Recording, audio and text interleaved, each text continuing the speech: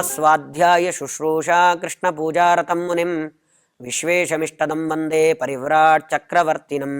ಶ್ರೀ ಗುರುಭ್ಯೋ ನಮಃ. ಹರಿ ಓಂ.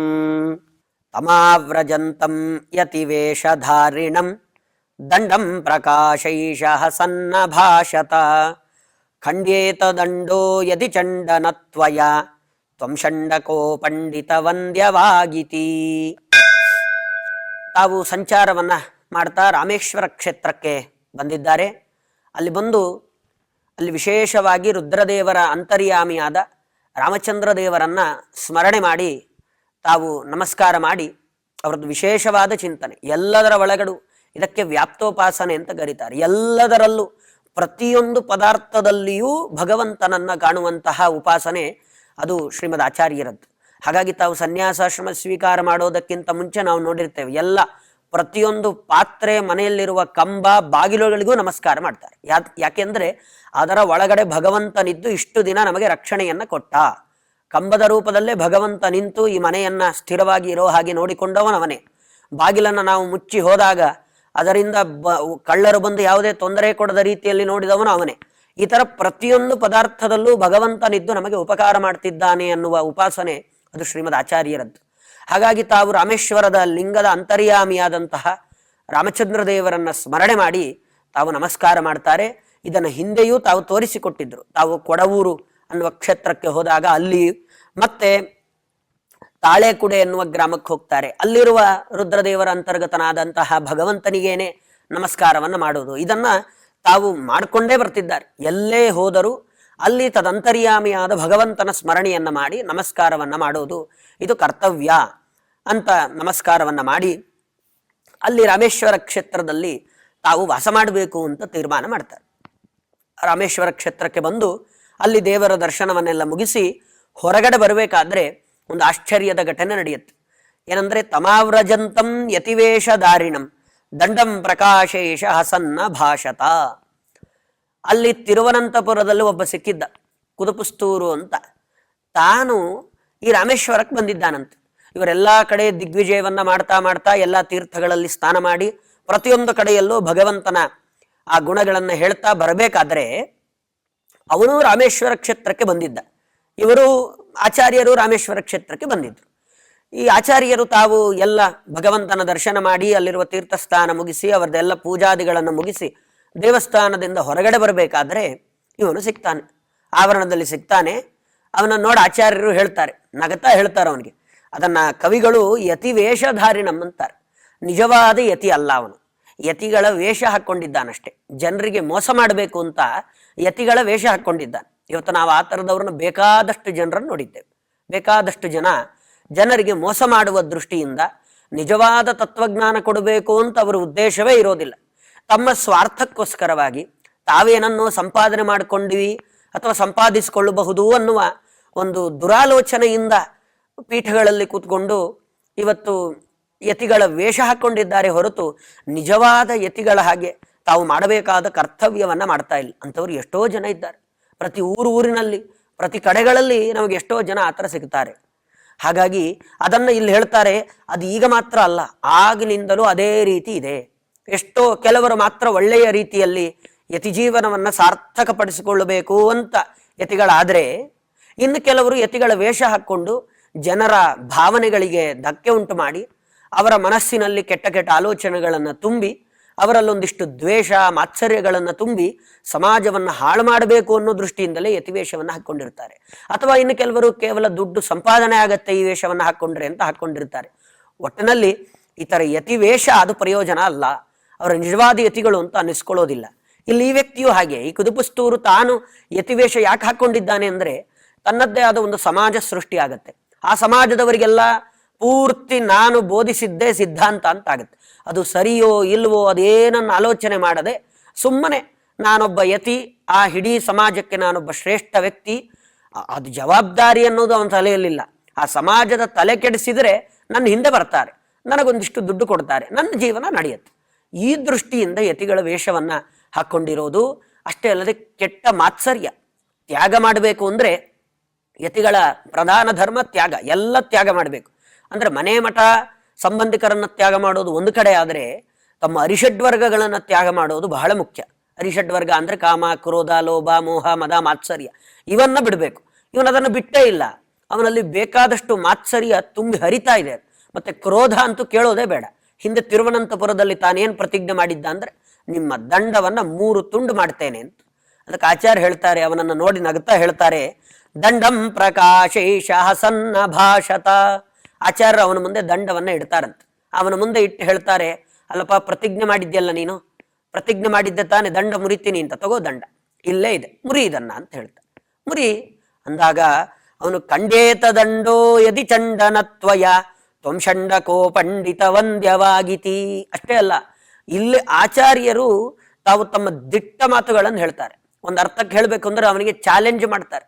ಏನು ಹೇಳ್ತಾರೆ ಅಂದ್ರೆ ಆಚಾರ್ಯರು, ನೋಡು ಮುರಿತೀನಿ ಅಂತ ಅವತ್ತು ಬಾಯಿ ಮಾತಲ್ಲಿ ಹೇಳಿದೆ, ನಾನು ಅದಕ್ಕೇನು ಉತ್ತರ ಕೊಡಲಿಲ್ಲ, ಏನೋ ಮತ್ತೆ ಸಿಕ್ಕಿದೆಯಾ ಇವತ್ತು ಎದುರುಗಡೆಗೆ, ಇದೊಂದು ಸುವರ್ಣ ಅವಕಾಶ ಅಂತ ತಿಳ್ಕೊ, ತಗೋ ನನ್ನ ಕೈಯಲ್ಲಿರುವ ದಂಡ ನಿನ್ನ ಮುಂದೆ ಇಡ್ತಾ ಇದ್ದೀನಿ, ಮುರಿ, ಇದನ್ನ ಮುರಿದ್ರೆ ನೀನು ಗಂಡಸು ಅಂತ ಹೇಳ್ತಾರೆ ಅವರು. ಇದನ್ನ ಮುರಿದ್ರೆ ನೀನು ಗಂಡಸು, ಮುರಿಲಿಲ್ಲ ಅಂದ್ರೆ ಮತ್ತೆ ನಾನೇನು ಅದನ್ನು ಪ್ರತ್ಯೇಕವಾಗಿ ಹೇಳೋದು ಬೇಡ ಅಂತಾರೆ. ತ್ವಂ ಷಂಡಕೋ ಪಂಡಿತ ವಂದ್ಯವಾಗಿತಿ, ನೀನು ಯಾರು ಅಂತ ಸಮಾಜಕ್ಕೆ ಗೊತ್ತಾಗಿ ಹೋಗುತ್ತೆ. ನೀನು ನಿಜವಾದ ಗಂಡಸೇ ಆಗಿದ್ರೆ ತಗೋ ನನ್ನ ದಂಡವನ್ನ ಮುರಿ ಅಂತ ಹೇಳ್ತಾರೆ. ಅವನ ಪ್ರತಿಜ್ಞೆ, ಅದಕ್ಕೆ ಹಿಂದೆನೇ ಕವಿಗಳು ಬಹಳ ಸುಂದರವಾಗಿ ಹೇಳಿದ್ರು ನಾರಾಯಣ ಪಂಡಿತಾಚಾರ್ಯರು, ಅವನು ಅಸತ್ ಪ್ರತಿಜ್ಞೆ ಅದು ಅಂತ. ಕೆಟ್ಟವರು ಮಾಡಿದ ಪ್ರತಿಜ್ಞೆ ಅದು ಯಾವತ್ತಿಗೂ ಅದು ನೆರವೇರಿಸ್ಲಿಕ್ಕೆ ಅವರಿಂದ ಸಾಧ್ಯವೇ ಇಲ್ಲ. ಅವರಿಂದ ಅದನ್ನ ನೆರವೇರಿಸ್ಲಿಕ್ಕೆ ಆಗೋಲ್ಲ, ಬರೀ ಪ್ರತಿಜ್ಞೆ ಅಷ್ಟೆ. ಅದಕ್ಕೆ ನಿಜವಾಗ್ಲೂ ಪ್ರತಿಜ್ಞೆ ಅಂತ ಹೇಳಬೇಕೋ ಬೇಡೋ ಅದು ಗೊತ್ತಿಲ್ಲ. ಹಾಗಾಗಿ ಪ್ರತಿಜ್ಞೆ ಅಂತೂ ಮಾಡಿದ್ದ ಮುರಿತೀನಿ ಅಂತ, ಹಾಗಾದ್ರೆ ಮುರಿ ಅಂತ ಹೇಳಿದ್ರು. ಎಲ್ಲಿ ಮುರಿತಾನವನು? ಅದಕ್ಕೆ ಅವರು ಮತ್ತೆ ಚಾಲೆಂಜ್ ಹಾಕ್ತಾರೆ. ಅಂದ್ರೆ ಅವರಿಗೆ ಯಾವ ಭಯವೂ ಇಲ್ಲ ಆಚಾರ್ಯರಿಗೆ. ತಾವು ನಗತಾ ನಿಂತಿದ್ದಾರೆ, ಅಲ್ಲ ಮುರಿದು ಬಿಡ್ತಾನೋ ಏನೋ ಅನ್ನುವ ಯಾವ ಭಯವೂ ಇಲ್ಲದೆ ನಗತಾ ದಂಡವನ್ನ ಮುಂದಿಟ್ಟು, ಮತ್ತೆ ಸುಮ್ಮನೆ ಮುಂದಿಟ್ರು ಯಾಕೆ ನಾನು ಮುರಿಯೋದು ಬೇಡ ಅಂತಂದೆ ಅಂದ್ರೆ ಅವರ ಬಾಯಲ್ಲಿ ಬರುವ ಮಾತು ನೋಡ್ಬೇಕು. ತ್ವಂ ಷಂಡಕೋ ಪಂಡಿತ ಒಂದೇವಾಗಿತ್ತು, ಮುರಿಲಿಲ್ಲ ಮುರಿದ್ರೆ ನೀನೊಬ್ಬ ಗಂಡಸು, ಮುರಿಲಿಲ್ಲ ಅಂದ್ರೆ ಅದನ್ನ ನಾನೇನು ಪ್ರತ್ಯೇಕವಾಗಿ ಹೇಳಬೇಕಾಗಿಲ್ಲ, ಎಲ್ರಿಗೂ ಅರ್ಥ ಆಗತ್ತೆ ನೀನು ಎಂಥವನು ಅಂತ ಈ ತರ ಹೇಳಿ ನಗುತ್ತಾರೆ. ಎಲ್ಲಿಂದ ಮುರಿತಾನೆ? ಅವನಿಂದ ಮುರಿಲಿಕ್ಕೆ ಸಾಧ್ಯವೇ ಆಗೋದಿಲ್ಲ. ಸುಮ್ಮನೆ ತಲೆ ತಗ್ಗಿಸಿಕೊಂಡು ನಿಲ್ತಾನೆ.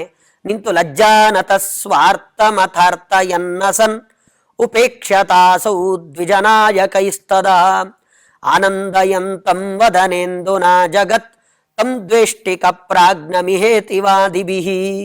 ಲಜ್ಜಾನತ ಸ್ವಾರ್ಥ ಮತಾರ್ಥಯನ್, ಲಜ್ಜೆ ನಾಚಿಕೆ ಆಗುತ್ತೆ ಅವನಿಗೆ. ಎಲ್ಲಿಂದ ಮುರಿಬೇಕು? ಆ ತೇಜಸ್ಸು, ಆ ಗಾಂಭೀರ್ಯಂ ಧೃತುಮುರು ವೀರ್ಯ ಮಾರ್ಯಭಾವಂ ತೇಜೋಗ್ರಂ ಗಿರಮಪಿ ದೇಶ ಕಾಲಯುಕ್ತಾಂ.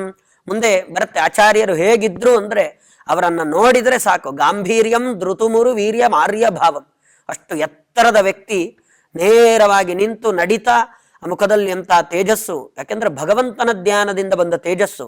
ಆ ತೇಜಸ್ಸು ಮುಖದಲ್ಲಿ ಆ 12 ನಾಮಗಳು, ಅದನ್ನೆಲ್ಲ ನೋಡಿ ತಾವು ದಂಡ ಹಿಡ್ಕೊಂಡು ಬರ್ತಾ ಇದ್ರೆ ಸಾಷ್ಟಾಂಗ ನಮಸ್ಕಾರ ಮಾಡಿ ಅವರ ಕಾಲಲ್ಲಿ ಬಿದ್ದು ನಿಮ್ಮ ಶಿಷ್ಯನಾಗಬೇಕು ಅಂತ ಬಯಸ್ತಿದ್ರೆ ಹೊರತು ನಿಮ್ಮ ಜೊತೆಗೆ ಯುದ್ಧ ಮಾಡ್ತೀನಿ ಗಲಾಟೆ ಮಾಡ್ತೀನಿ ಅಂತ ಬಂದವರು ದುಷ್ಟರು ಬಿಟ್ರೆ ಮತ್ತಾರೂ ಇರಲಿಲ್ಲ.